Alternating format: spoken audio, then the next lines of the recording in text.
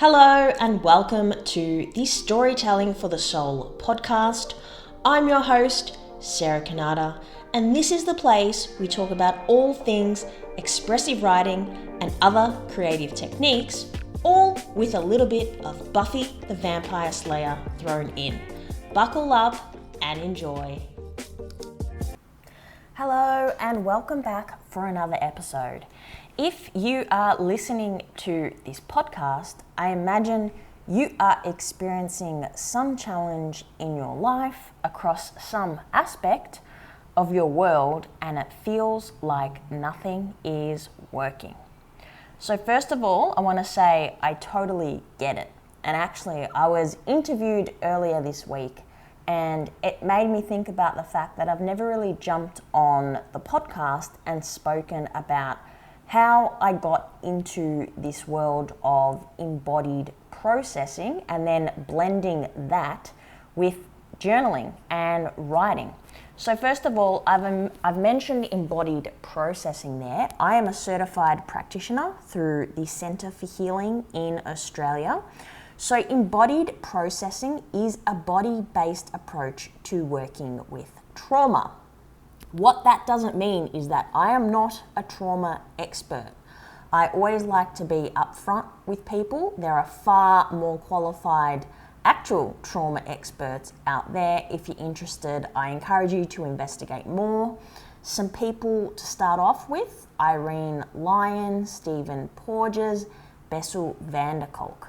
But essentially, being an embodied processing practitioner means that I am trauma informed and I have an understanding of the nervous system, how it works, and in my journaling and writing sessions with clients, I weave in body-based practices to help them get in touch with the felt sense of their body from the neck down, and to basically help regulate their nervous system. Now, how did I get here? That is a big question. So I'm not going to delve too much into my early years, but I will say that yes, I had my experiences, and I'm going to put this out there right now. Trauma is highly subjective, and trauma is part of the human experience, which means that we all have trauma on a spectrum. And obviously, there are things that happen in life that can lead to someone seriously struggling with things like complex trauma, PTSD. But even if you don't have anything that you can point to and call acute trauma, which are the very obvious things in life that happen to us, say a massive car accident, maybe getting stuck in a natural disaster, I think everyone would point towards those events and see how you could be traumatized by them. But the thing is, a bunch of things happen in our life that may lead to trauma. Most of the people that I see, if I'm honest with you, have some kind of developmental trauma. So there isn't one particular incident or event, but it's basically a series of tiny micro events that happen to them, usually in their younger years, and this basically builds up, and often people don't even think of the things that they say to me as being traumatic. It comes up as part of our conversation. But anyhow, I do want to focus on, for context, as I record this on the 17th of January 2025, I have been doing, I want to say, not necessarily embodied processing, but more body-based work. And for me, that all started with Dr. Nicole LePera. You may know her as the holistic psychologist. I read her book, and essentially it opened me up to this whole new world, because at the time, I was around 30.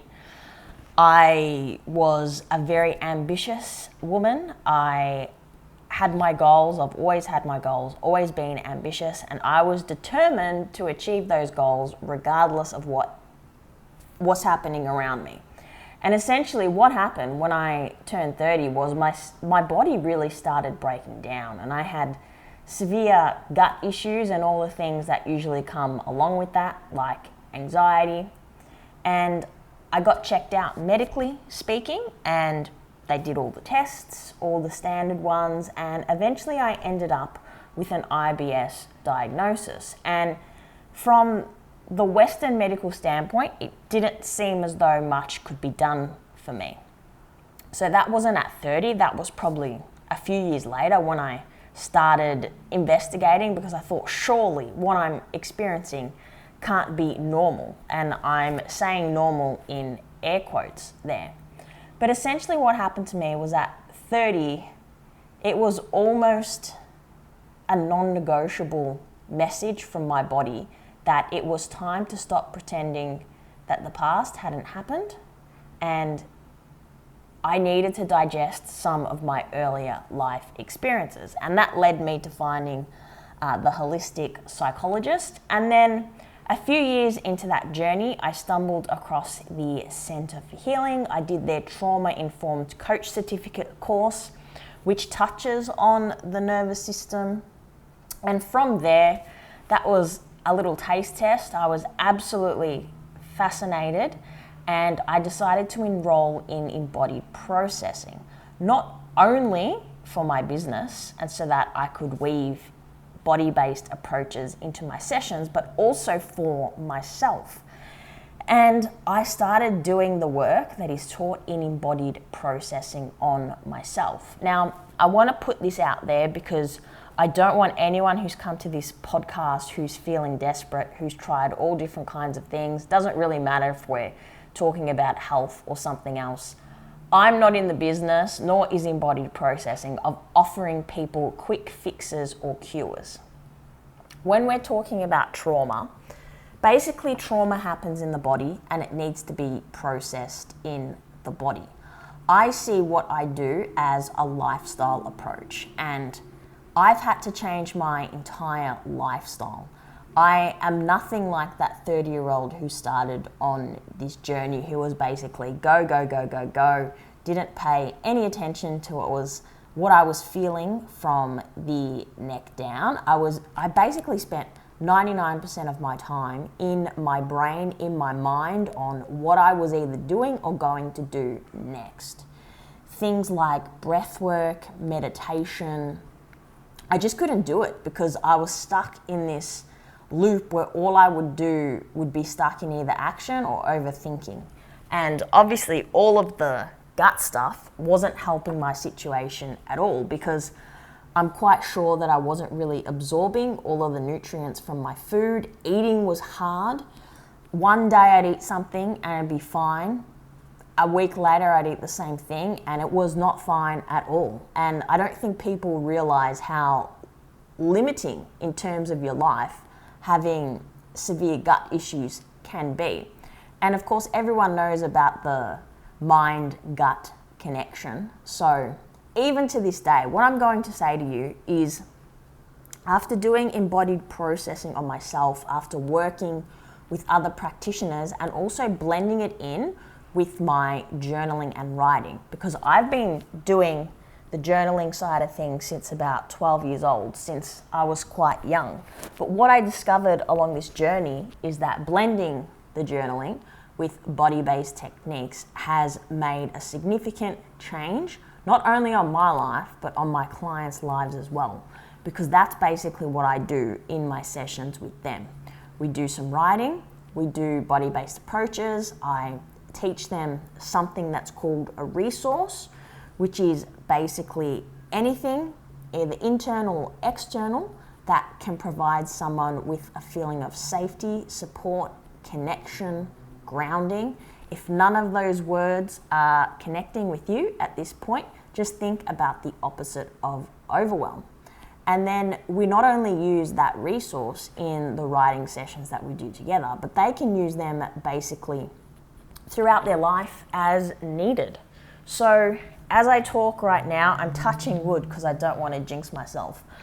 But my gut issues are so much better, and they have been for about 12 months. And I put it down to, like I said, lifestyle change. I make the time to journal daily. I meditate daily.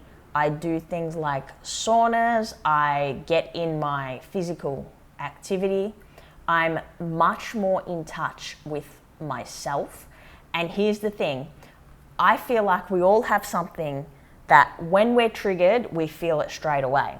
And for me, it is actually still my gut. So if I get nervous or anxious about anything, I feel it in the gut straight away. So it's not that this process has been a cure.